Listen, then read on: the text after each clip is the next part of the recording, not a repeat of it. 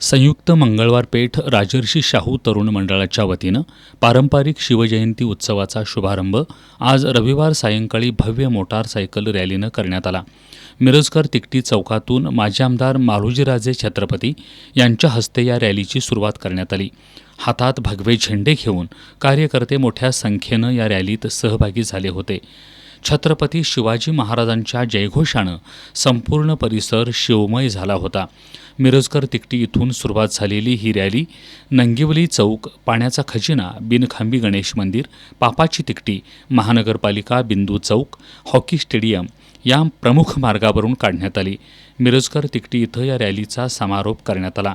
यावेळी शिवसेना ठाकरे गटाचे कोल्हापूर सहसंपर्क प्रमुख विजय देवणे, बाबा पार्टे, पुष्कराज राजेश क्षीरसागर, शिवजयंती उत्सव कमिटीचे अध्यक्ष अक्षय पवार, उपाध्यक्ष संतोष माळी, अनिकेत घोटणे, अशोक पवार यांसह कार्यकर्ते सहभागी झाले होते.